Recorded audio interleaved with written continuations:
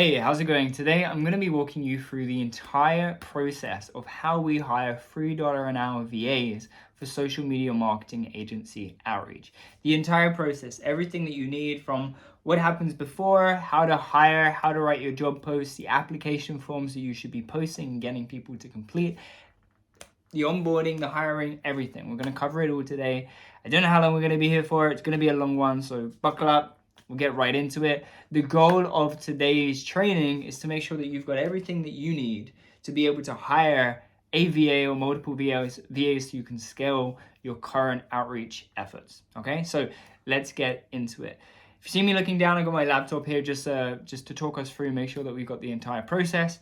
So first things first, let's quickly run through some prerequisites that you must have in place before you can go ahead and start looking for a VA. And the rest of the video, we're going to be actually getting into it, the practical of what you need to be doing and how you need to do this, the step by step. So prerequisites, number one, first things first, you must have a system that you can follow. For them to follow, for them to use something that you have proven. And what I mean by that is you might be watching this video right now, and the best type of person, the person that this video is best for, is somebody that really needs to multiply themselves, to duplicate themselves, so they can get better results when it comes to their agency. The best type of person watching this video isn't the type of person who right now is just trying to escape pain by hiring a VA and getting them to do the VA instead.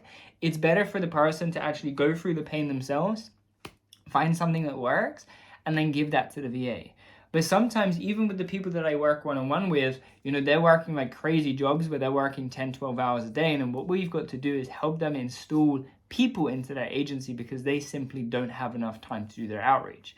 Now, if this is you, where you want to just duplicate yourself, maybe you're a more seasoned agency owner and you're just trying to duplicate yourself and get somebody else to do that, this makes perfect sense. If you're somebody that's working a 9-to-5 uni, or you're an athlete or something like that, this also makes a lot of sense because you need to be more efficient of the use of your time. But the most important principle here is that you have something for the VA to follow. Because when we're hiring a VA, we're hiring a VA based on not necessarily their expertise, not necessarily something that they're amazing at. We're more so hiring somebody for their time and for their energy. That's really what we're doing when we're hiring a VA at the end of the day, okay? So ultimately, don't hire because it's painful doing the outreach yourself. Hire because you have something to show somebody, a system to teach somebody and get them to do it. Now, if you've recently joined a coaching program or a course or something and you have a system that's proven, you can always get your VA to do that system itself. I'm not saying that you need to go out and do too much before you get them on board, okay? But that's the first thing. Why? Because if you get 0 results and you times it by 2 people, you and another person, you're still going to get 0 results. If you got 0 results, you time that by 100 people, you're still going to get 0 results, right? Now, obviously the 0 is, I'm saying none, but even if it was just let's just say you're booking 1 meeting a month, if you times that by 2 people, you're going to get just 2 times the amount that you would have got before, maybe even a little bit less, because if you hire a VA, they're not going to be as good as you right away, all right? And that's why you got to make sure you've got a really solid system for them to follow to make sure that they've got what they need to be successful in the role altogether, okay? The most important thing to look at is when we're hiring, we're multiplying whatever results that we're getting right now. The second thing in relating to that is you must have proven SOPs. SOPs is something I'll talk about a little bit in this video, and by that I mean standard operating procedures. These are essentially the ways of doing things. So you want to make sure that you document the entire process of whatever it is that you want the VA to do.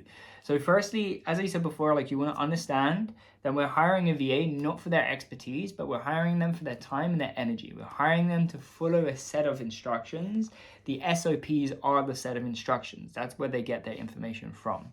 And due to the fact that we're hiring somebody not necessarily for their expertise, but for their time and their energy, this is why we're able to pay around $3 an hour.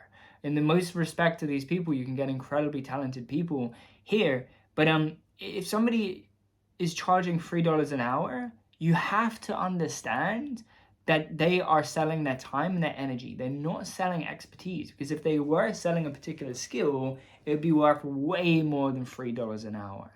Okay, you gotta understand that and keep that in mind. I mean that with no disrespect to these people, but you just look at this logically, look at it sensibly, and understand that if you're paying $3 an hour for somebody, they're not gonna be the best person in the world. So you need to have a good system for them to follow, okay?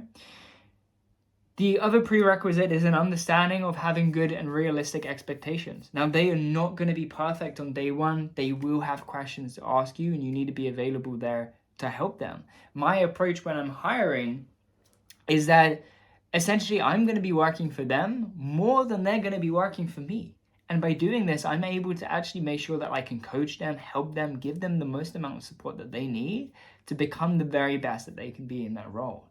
You got to understand that when you're hiring, I will spend my entire day looking after them, looking out for them, coaching them, supporting them, helping them, and making sure that they're covered. Even today, I had an 1.5-hour call with a member of my team member. I had another hour call with another member of my team. And as long as we're spending that time efficiently in the form of coaching, it all snowballs. As long as they're good and they're coachable people and they're able to listen to your training, your effective training, and actually take that on board, it compounds over time. The time that you put into these people, that it just compounds and it just gets better and better and better, right? As time goes on. And then with more time, less time and less energy will actually be required from you for them to get really good work. And understand that when they come to you, they're silver, and you want to turn them into gold or platinum or whatever is above that. You want to make them the most valuable asset to the business, and that's going to happen via the training that you're giving them, right? So understand that when somebody's working for you, you're working for them even more, right? Very, very important to keep this in mind. And lastly, this should be pretty obvious, but just have the finances available to actually invest in them, right? Do the calculations, ensure that you can actually pay them the correct amount on time every time.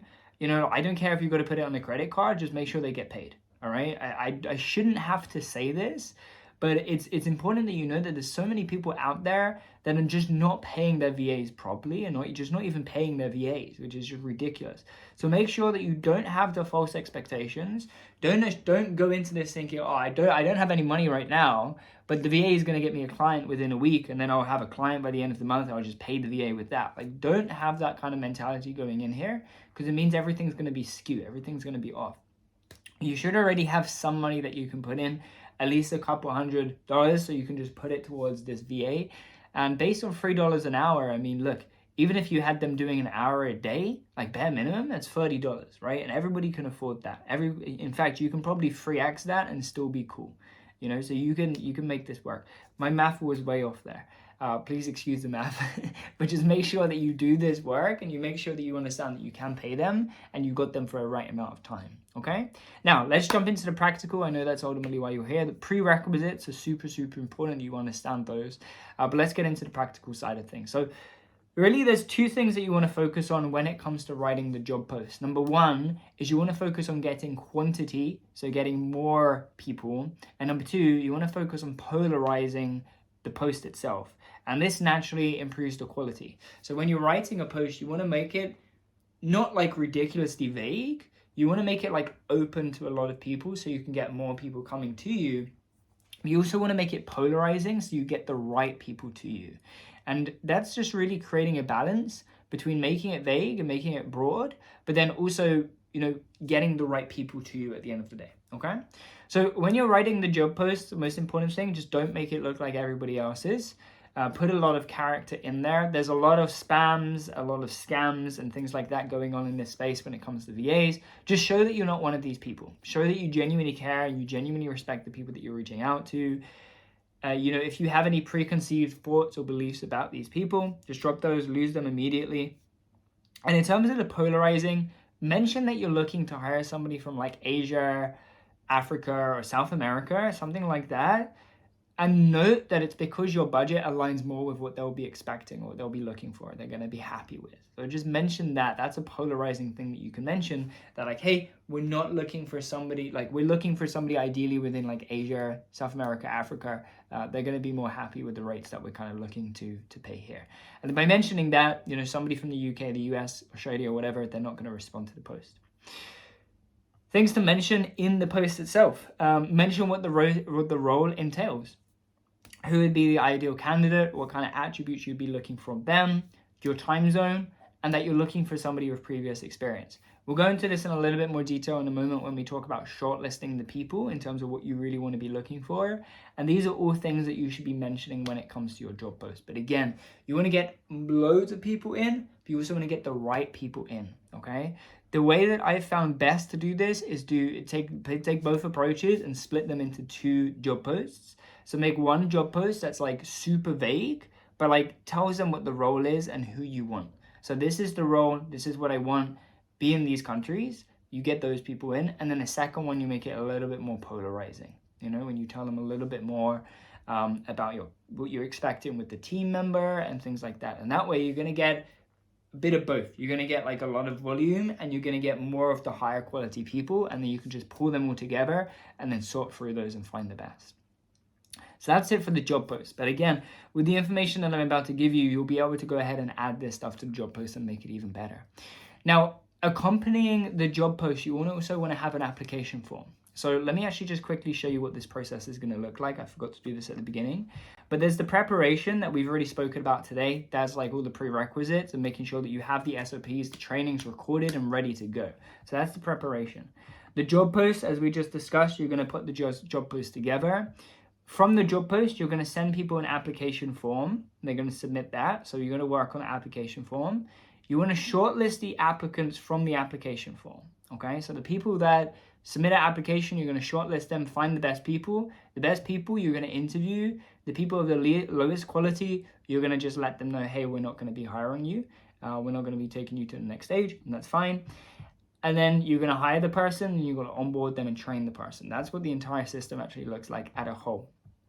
So essentially here now, we've got the application form, right? So we pop out a job post, we post it online, somebody responds, and then you send them over the application form, and this is what the application form is going to look like. So here are some things to ask them. Their preferred hourly rate, super important. Previous experience relating to this role. What part of the world are they based? What is their experience being a virtual assistant? Do you have any experience in whatever it is that you're looking for? So this example, I said, any experience with cold email marketing or cold email outreach or finding qualified leads? If so, can you tell me more about the role? Would you need training for this role? Or do you have enough experience to generate leads and send emails in the beginning? Again, you're going to be giving them the training either way. This is just about seeing how confident they are in their ability to actually, do the work. What do you currently do for work? And are you able to commit at least 2 to 4 hours per day, 5 days a week for this role? If yes, how many hours can you work? How much do you charge per hour? We already touched on that on the preferred hourly rate. And then also, what are you looking for when it comes to joining a team, and how can we serve you best, right? These questions here, they're mostly based on experience. They're a little bit based on the money side, how much they want to be charged. We ask them one question, make sure that they can actually commit enough hours. And then it's just asking them, what are they looking for in the team? And this, you can go into more detail. This last question, you can go into this more detail when it gets to the interviewing stage. But the reason I like to have it in the application stage as well is just to show them that we care about their opinion, and we want to make sure that they're coming into a good culture and that they're going to be supported.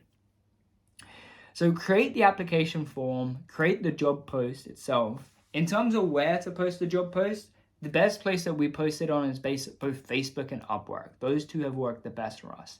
Facebook, super, super effective. What you want to do is ensure that you're posting in groups that allow job posts first and foremost. And then not just allow job posts, but also allow the criteria that you're going for. So for example, there are some job posts, some Facebook groups out there that only allow you to post a job post if you're hiring somebody with a rate of over $15 an hour. So you obviously want to stay out of those groups, because if you go and post in those groups, this actually doesn't even come to the fact about you breaking the rule. I mean, there's that as well, but more to the point, the people in the group are not going to be expecting $3 an hour role. Okay, so just don't do that. It doesn't make any sense. It's not the best place to put your job post out there. So find a bunch of groups. I'm not going to link groups to you because there's just so many. Like literally there are tens and tens and tens, loads of groups out there on Facebook alone that allow you to hire VAs. Instead of us all going to the same one, just pick a bunch and just post your job post in a bunch of those. But super important, start joining these groups immediately after watching this video, because it does take a while for them to accept you. Generally, they're manually accepting people. It takes a few days or so to actually start allowing you into the group. And then over the next couple of days, they just request access today, and then over the next couple of days, get everything else ready. And then by the time that you're accepted into the groups, you should be able to go ahead and just post everything that you need to post. All right. So Upwork, I mentioned Upwork. Upwork, another great option. You just go out there, make a title, hiring a virtual assistant for this role, job post, pop it in there as well. In terms of when you're hiring an Upwork, you can ask people questions. Don't ask them the questions there. Direct them to an application form, because what you're going to want to do is you're going to want to get the application form and contact them based on whatever contact information they give you on the application form instead of Upwork. If they want to get paid on Upwork, that's totally fine, but just you want to make this easier for yourself and get everybody to only fill out the application forms, and once they filled them out, you can reach out accordingly. Okay, 2 other options, Freelancer and onlinejobs.ph. I've not used these personally, but I know a lot of people that have got solid results with those. Fun fact, Freelancer was actually a website that I first ever made my own money online, which is quite funny to see it now coming up, and a lot of people are using that for VAs, but you can definitely check out Freelancer as well. Now, quick recap where we're at. So you've gone through the prerequisites, you made sure that you've got a good system in place, you've got good training, you know what you're doing there, and you're ready to actually hire somebody, and you know what you want them to do. What you've done is you've gone out there and you've created a job post for these people. You've also created an application form ready for when people come and say to you, hey, I'm applying for the role. You say, great, please fill out this application form. They will fill out the application form. And then what you're going to want to do is find a way of shortlisting the application, which means going through this application and finding the very, very best fits and making sure that you can get them on the interview. Okay, so that is what we're going to get into in a second, really, is the shortlisting of the candidates. Before I actually show you the process that we use for when we're shortlisting people, a few things to look for when it comes to the interviewing, the application form itself, is firstly, you want to look for admin-based experience. Now, the best people for this role are going to be people that are able to do the same thing all day, every day, okay? And a lot of that's included in a lot of office-based roles. Office-based roles, if somebody has office-based experience, this is the best indication, because again, they're going to be able to be okay with just doing the same thing all day, every day. They're also going to have more of an attention to detail. They're generally going to be pretty good on a computer, generally good typing skills, and actually decent around there. But ultimately what you need from admin-based experience is it gives you a little bit of evidence that they're good at all of the things that I just mentioned, The second thing is just them being able to follow instructions. Now, if you've got an application form and people say, I would discuss this on the call, they didn't follow the instruction of actually completing the application form, and quite frankly, they're showing that they probably don't really care enough to actually do it in the first place. So just don't hire that person immediately. Countries, the Philippines has served us really, really well hiring people from the Philippines. They are generally happy with the hourly rate. They learn English in school as children, and they're family oriented, which means that they're providers, they have people to care for, and because of that, they care more about their job and they value the job a lot more. And if somebody values and they care about the job, they're going to be better in that role, okay? That all said, obviously you can find people from anywhere around the world. It's just the Philippines, again, they're good for the hourly rate. They're good for the reasons I just said. You can find people in the rest of Asia with this in mind. Places in Africa, South America, you can find people.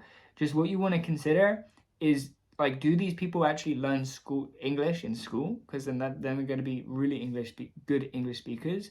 And as I said, generally the Philippines has served us very, very well with that in mind. You also want to ask and look at their technical setup. So this is something that you'll go into actually more detail in the interviewing stage. I didn't mean to put this here, but I'll mention it anyway. So in the interviewing stage, which we'll get to later, you want to ask them what their technical setup is. So if they're based in places like the Philippines, check what the situation is with their power, because a lot of the time they have power cuttage, power outages where there's no electricity or internet. So you want to see, do they have backups in place, generators, things like that.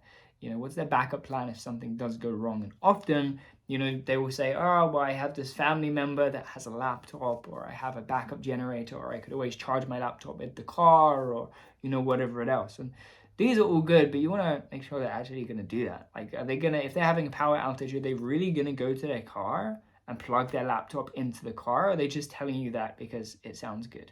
Okay. So obviously there's always going to be green flags. There's going to be red flags in any relationship in life, including, ones like this when you're hiring. So in terms of like a really green flag, if they've got a lot of experience, that's amazing. Like that's, they're going to get bonus points for that, especially if they've done this similar role before. Red flag, number one, I would say the number one red flag for me is just an inability to follow instructions. And then that means like not completing the application form correctly. I touched on this briefly before. Another red flag that kind of comes to mind, I guess if they've been speaking bad about their past employer, like you ask them, what was your past? Again, this is really going to come up in the interviewing stage, but you see how these things kind of merge together anyway.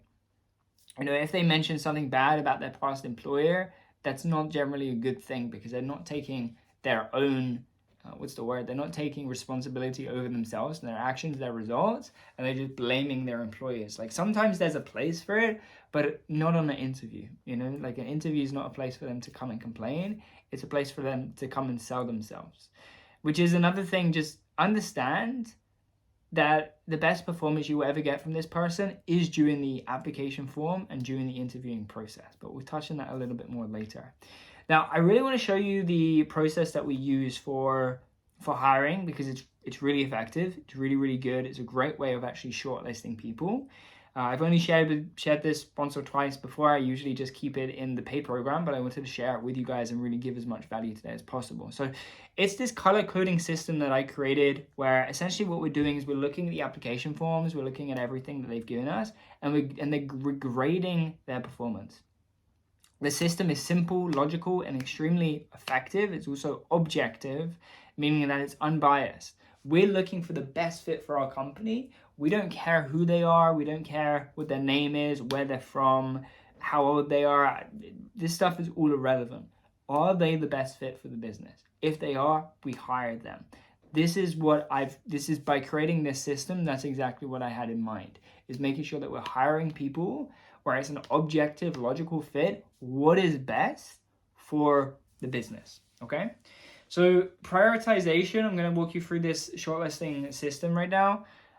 Keep in mind, again, that we're simply looking for the best fit, and we're going to prioritize, firstly, expected pay. So we're going to check that first. We're going to look at their experience and understand that the more experience, the better. And we're also going to look at their characteristics. We're considering company culture fit and how we expect their work to come out, etc. So let me quickly show you what this color coding system looks like. So you can see it here in action, but what I'm going to do really quickly is, let's just reset it like that. So essentially what we've got here is, I had loads of people fill this out. I just put a couple examples in here. Essentially what we're going to do is we're going to look at the data that we've got. And the way that this prioritizing thing works is we're going to do either green, orange, or red. We're going to color code it one of those three colors. Now, green means that they did great response. And if it's green, they get 1 point. If it's green, they get 1 point. Green you give out when you've got a good response.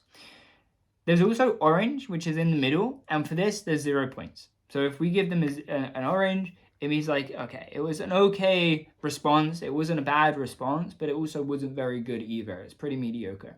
And so we're not going to give them a point for that. But then we've also got red, which is if they give a bad response, So for example, if we ask how much do you charge per hour and they write $8, we're going to give them a red right away. And not only are we just going to give them a red, but we're also just going to cut them out entirely because we're not looking to pay people $8 when we can get somebody at $3 to do this. So what you would want to do is you would want to look here at this is where I start. Remember I just said in terms of prioritization, we want to look at the expected pay first. So what we're going to do is we're going to come here to the expected pay. And if you see that somebody said $8, you just want to mark them red, which means minus 1 point. But not only minus 1 point, you're going to take them out altogether and you're not even going to look at the rest of their responses because they want $8 for this role, whereas we're looking to hire somebody for $3 an hour. Okay, so you're just not even going to consider the application. You're going to mark it red, and then literally you can just mark this entire thing red, or you can just like cross it out or whatever it may be. But essentially you just don't want to have that person as is part of the thing, okay? So what you're going to do is you're going to go through each what do they call it? Each cell. So open this up on Google Sheets. Just what I do, by the way, in terms of the application form, I get it set up on Google, what's it called? Google Forms. Actually, these days we use Airtable, but we used to get them set up on Google Forms, and that works really well. And then what you can do is you can just export it and then upload it as a CSV file to, to like Google Docs, and then go through it there. So again, green is 1 point, orange is 0 points, red is -1 point. And what you're going to do is go through each response and then give it a grading. So for example, this one here, not a lot of detail. I mean, sure, it gave us what we want, not a lot of detail. I'm going to mark it orange, okay? I'm going to look for another one. Okay, so they worked at this place with 2 months as general VA, and then they worked at these people for a VA for 2 months as well. Like, okay, that's better, definitely better than the first one. Hey, this is my name, I've worked for 2 years, this is my expertise, and they're just giving us a bunch of skills. We're like, this is much better. So I'm going to go ahead, she's going to get a green because I like how much detail she gave me. And then here, lead generation, by the way, we're not going to do this the whole way through. I'm just giving you a quick example of what this looks like. Lead generation, sending emails to the leads I gathered, blah, blah, blah. Cool. So you can see kind of the difference in quality between these. I'm choosing to kind of mark these as orange and these two as green because they're better. But let's just say there was one that I really didn't like. I would mark it as red. And then what I'm going to do is, we're going to go ahead and fill this out. So you can see I had already filled it out before in the way that kind of I had it. I'm surprised it actually said that this one is green, but whatever. This is a while back. So we'll go through. Blue, by the way, is just like this was the best response. So if I now and again will mark it blue if I'm really happy with their response, then it's like blue, and I do that just because it stands out. But in terms of the pointing system, it's still 1 point. So it still counts as green. I just keep it there. So I'm like, okay, I really like that response. And then this is all green, green, orange, green, green. This is fine. This is fine. This was orange, etc. Right? And now what I'm going to do is I'm going to count the greens, I'm going to count the oranges, I'm going to count the reds, and I'm going to do the math. So if somebody's got 8 greens, it means they've got 8 points. If somebody has 7 greens and 1 orange, it means they got 7 points. And if somebody has 7 greens and 1 red, it means that we got 7 points, and we're going to take away 1 point because they got a red. So it's going to get 6. That's what they're going to come down to. And what you're going to do is you're going to look at all of the people with the top and the highest score, and those are people that you're going to go ahead and you're going to say, hey, thank you for submitting your application. I would like to invite you to an interview, and then you go ahead and move them on to the next stage, which is the interviewing process. Okay? And then, of course, we get on to interviewing the candidates. So now, first thing, I touched on this before, you want to understand that the best performance that you'll ever see them being is in the interview. Okay, they're going to be the best in the interview. They've been amping themselves up all day. They've been preparing to come to the interview and sell themselves to you, and just tell them about why they're the best fit. Okay, so if it's a bad interview, they're going to be terrible working with you because this is the very best that they will ever be. So if it's a bad interview, to cut them out, don't hire them. Simple. In terms of contacting people, what you want to do is set up a scheduler specifically for these candidates to use, and then contact the candidates to let them know that they're a good fit for the interview. So the same kind of scripted thing that I said before. Hey, thank you so much for submitting your application form. I was really happy with some of your answers. I would like to invite you to an interview with me that we're hosting next week. Here's my scheduler. Please book out a time that works for you, and we'll speak then. That's exactly what you want to say, something along those lines, right?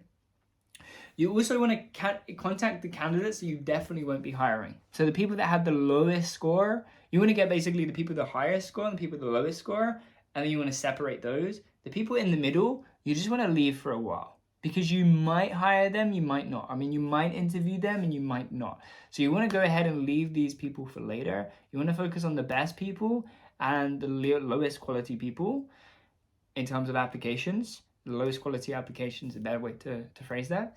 And what you want to do is you want to tell the people that you're not interviewing those, and the people that you are interviewing, tell them that you are interviewing them. Okay, really simple. But hold the maybes, but just ultimately, if you end up not hiring them, then just let them know. Like, don't keep anybody in the dark here. If they've taken the time to submit an application, the least you can do is send them a message saying, hey, thank you for submitting the application, but we're not hiring you at this time. So the interview process itself is split into 3 stages. Stage 1, logistical fit. Stage 2, company culture fit. And stage 3, the final questions. Each stage targets something else. And if they don't pass the first stage, don't take them into the second stage. If they don't pass the second stage, don't take them into the third stage. This is going to make sure that you're being efficient with the use of your time. And if you're not going to hire somebody based on the first stage, there's no need to continue with that call. Just tell them, hey, based on the chat that we've had today, alignment's super important for me. It doesn't feel like we're going to be a good fit. So, I'm going to go ahead and end the interview here. And you can end the interview. So the 3 stages. Stage 1, logistical fit. This stage assesses experience, availability, and pay rate. So you're going to focus on these things first. Company culture fit, which is stage 2, evaluates their work environment, kind of their technical setup and things like that, their priorities and their personality. So this is more about kind of like company culture, as it says in the name. And then third, the final questions. This is confirming the salary, making sure that they're happy, and it's also going over their learning preferences so you can make sure that your training material is the most effective as possible to make sure that they get the help that they need. Okay, really simple. So let's go through these in more detail. Stage 1, logistical fit. We're going to run through these rapid fire. So tell me a little about yourself. Where are you from? So what is it you do in your free time? What's something that is interesting about you? How long have you been working as a VA? Do you have any experience working in an office or office-related tasks? Do you have experience with internet research for other clients? If yes, what were you doing with them? Do you have any experience writing and sending email pitches to clients? If yes, explain. For these 2 questions, obviously, ask a question related to your role. Ask them if they have experience directly relating to something that they're going to be doing in the role. Don't make it what I made it if that's not what you're doing, okay? How many clients do you currently have? How many hours are you currently working with them? We're looking for somebody that can work in X time slot, Philippine time. Does that work for you? So for us, it was 2 p.m. between 2 p.m. and 4 a.m. So we asked them, does that work for you? And then also we're looking to hire somebody at $3 an hour. Are you happy with this rate? All right. Those are the questions for interview stage 1, which is your logistical fit. Now, as long as you're happy with those questions and they pass, move on to step 2 or phase 2. Stage 2, which is company culture fit. So you want to ask them, what is your work setup like? Do you have a computer that you can use? How's the internet? How's the internet speed? How much time do you spend on the computer daily? You want to ask them what will happen if there's a scenario on a power outage, if the power cuts out or if their internet cuts out, what's their backup in that situation? Is research something you're passionate about? Why or why not? This is good if they're going to be looking for leads. Are you detail oriented? How would you rate yourself on 1 to 10 and why? When you run into issues with work, how do you handle those issues? How do you usually communicate with your clients and how often? What motivates you most in life and why? Are you more motivated by money and growth, and which is more important to you? And money versus stability or flexibility, what is more important to you? These are the company culture fit questions. You can add or remove anything to these interview questions that you see fit, but that's what we ask for stage 2. Now, stage 3, these are the final questions. These questions you should only be asking somebody if you intend on hiring the person, because they're very hiring related focused, okay? So interview stage 3, final questions here are you 100% happy with the hourly rate that we've discussed for this role? How do you learn best, whether that's videos, text, checklists, etc.? If you were hired, how soon can you start? And do you have any questions for me? Okay, so you're going to go through stage 1. As long as you're happy with their answers, stage 2. As long as you're happy, move them to stage 3. And as long as you're happy with all of those, then they're a pretty good candidate. But don't hire them right away, because we want to go and we want to write down, make notes of everything they've discussed, and we want to come away from the call, have other interviews, and hire the best person. All right, don't make an emotional decision and hire the person right there and then on the call. What we want to do is we want to shortlist using the exact same process that we use when we were shortlisting the application forms. So we're going to color code people. We're going to get all of their responses, listen back, firstly record the interviews, make notes after the interview. So have the interview, after the interview, and be truly present in the interview so you can ask them the best questions possible. After the interview, watch it back, just 2x speed, watch it back, take thorough notes on everything they answer, and then give them a grade on their answer. That's a green, orange, and red. Remember, green means 1 point, orange is 0 points, and red is minus 1 point.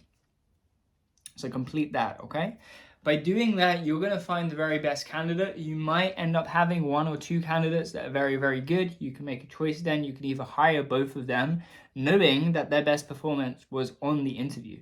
So what are they going to really be like when they're part of the team? Well, we don't know until they really are. So you could always go ahead and hire 2 and split the work between them and let them know, hey, we're going to have both of you aboard, but we may end up only sticking with one depending on how things go over the first month or so. And then they're more incentivized to actually outcompete in a certain way. So you can keep that in mind as well. And then when it comes to hiring, what you want to do is go ahead and notify the unsuccessful candidates politely and without an emotional attachment. So don't go out and be like, hey, I really enjoyed our interview. You're such a great person, but I'm not hiring you. Don't do that. Just let them know, hey, thank you for taking the time to submit the application form and have an interview with me. Unfortunately, in this scenario or on this situation, we're going to be hiring somebody else, and let them know. And if you do feel like maybe you would want to hire them in the future, you can always say, hey, can I keep your your information at hand? And then maybe if we're hiring again in the future, I can reach out, and you can always reach out to them. All right. And then also, for the successful candidate, you want to go ahead and set up an onboarding call. And this is where you're going to welcome them to the team. You're going to give them access to some training and some things that I'm going to run through in a moment. But this is where the onboarding kicks in. Okay, so at this point, you've done everything that you needed to do. You've had the application form, you've shortlisted it, you've done the interviews, you've shortlisted those, you've found a good fit, you've made an offer to them, and it's now time to go ahead and onboard them onto your team. This is similar to the process that you'd be following if you're onboarding a client, but obviously it's different. The process onboarding is very, very simple, and for us it consists of 2 main things. So number 1 is the onboarding call, and number 2 is the onboarding document. Actually, there's number 3, which is the onboarding presentation. So there's actually 3 points. Now the first one, the onboarding call, during the call, we're going to walk them through the document and the presentation. Okay, now the document is a Google Docs page that goes over the most important bits of information for the team member to know. Depending on the role, this may include things like hours of them working, so your time zone, what hours they should be working, how they can request holidays, how they can get paid, when they can take breaks, if they get paid extra for overtime, any expectations you've had, what would happen in a scenario that you have to terminate their contract and how that would work. Expected handling of daily issues, so what they should do if an issue comes about, should they just start calling you 20 times and asking you, hey, what should I do here? Or should they go and try and figure it out themselves, and if not, then come to you, ask them that. By the way, for that, you should tell them, hey, check the training, and if it's not covered in the training, then reach out. If it's urgent, then reach out right away. And go through the company culture. So we're going to go into that in more detail in the presentation, which the presentation itself covers more of the vision for the company and really sells them on what they're going to be the company they're going to be working with, and goes over more of the company culture guidelines so they know what they can expect going in, some expectations you have, some minimum requirements that they need to be upholding to, and just making sure that they're good at those things. And that's the onboarding document, that's the onboarding presentation. And then once you've done that, that's them onboarded. All right. So the onboarding call, once again, is you're just telling them what they need to be doing to be a good fit on the team.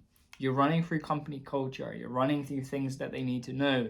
You're getting their bank information so you can pay them. By the way, we use Wise to pay the people. And then what you're doing is you're just making sure that you've got everything that you need to pay them. They've got everything that they need to do the work. And then you're just setting up the expectations for the next few days so you can get them trained.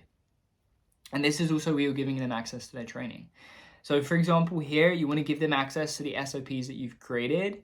You also want to, in terms of how you do the training, the best way that I found to do the training is record the entire process all together as like an overview. So if I were doing a training on this process, for example, that I've walked you through today, I would show them a quick overview and say, okay, so we're going to look at a few different things. We're going to go through preparation, the job post, the application form, the shortlisting, the interviewing, the hiring, and the onboarding training. That's everything that we're going to run through. You're going to give them an overview of what everything would look like. Just literally run them through what that entire process looks like as a quick overview.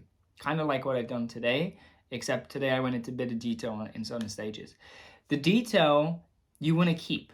So keep the detail for separate training. So one main training as an overview, and then split up their entire process altogether, recording videos going into the separate parts of the process itself, but in more detail. So for example, if their role is to source leads, write personalized lines, upload the personalized lines and leads to Instantly, and then do the appointment setting, if it's those 4 tasks, what you want to do is record one overview video going through the entire thing, and then split it into 4 different trainings going over each step. Sourcing, writing, uploading, appointment setting. So you would go through those 4, and then sometimes you'll have to give them even more training. Okay, so I will give you one more example. I've given a lot of, probably overwhelmed you with things right now, so I want to try and minimize kind of how much confusion you might be feeling by giving you as much as you need. But I want to give you one more thing here, which is that when it comes to appointment setting, for example, I've got this broken down in every step that you can think of, right? In terms of philosophy, sales philosophy, how they should be approaching sales. So I'm not just saying to them, this is what you should do if somebody asks for the price, right? Like I give them that as well. I tell them, hey, do this if somebody asks for the price, but I also teach them why we're doing that, so they understand the philosophy behind it. Okay. Now a VA, ultimately, they're probably not going to become like proper salespeople, so you don't need to go too in depth with a VA. But ultimately, if depending on what their role entails, make sure they get the right training, right? If you're hiring somebody to source leads, make sure they know exactly the criteria of leads that you're after. It's not their fault if they go out, source leads, and you're not happy with the leads that they sourced.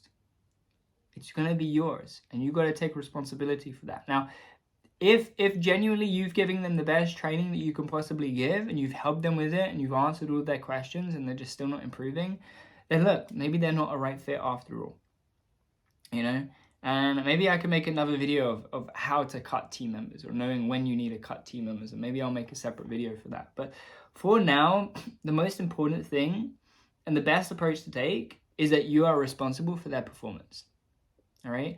Aside from them not doing the work, aside from different things like this, just take responsibility.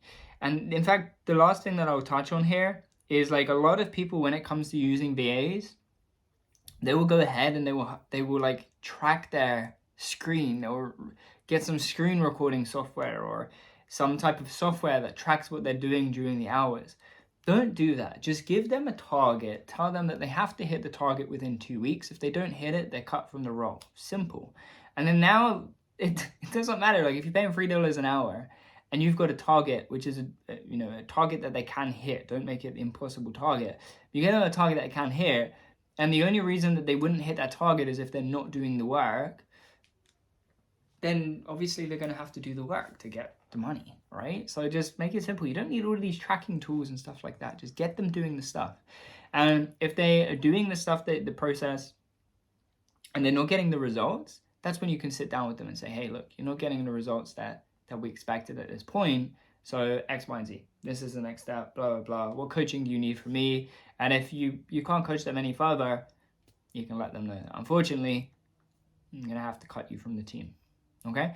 Ideally, you don't have to do that. Ideally, you can make sure that they get the training and they get the help that they need from you. You know, if somebody's struggling to hit their target, speak with them. Say, hey, look, I want you to hit the target for me and for you, and like just the target's there to be hit. So I make sure that you can hit the target. This is part of actually being able to do the process itself and have a system in place so you can actually use that and repeat that back to them.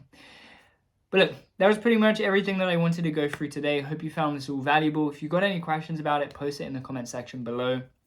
If you are an agency owner that's looking to grow, and by one of the ways that you're looking to do that is automating your outreach, but ultimately just improving the way that you're acquiring clients in the first place and scaling your agency, then feel free to click the link down below in the description section. There's a link there. It takes you to our website where it tells you a little bit more about what we do, who we help, how we help them, and the results that we've achieved before. So if you are looking to get some help, click that link down below. It will take you to the page and tell you more about it. But yeah, if not, just hit the subscribe button. Keep watching these videos. Keep taking action. Congrats on getting to the end of the video and getting everything that you could out of it. The next step is for you to go out there and actually just do the thing. You know, do everything that we've spoken about today. So, like, if you get stuck, pop it in the comment section. You can always reach out on Facebook if you would like as well. But yeah, I hope you found the video valuable, and I'll see you again in the next one.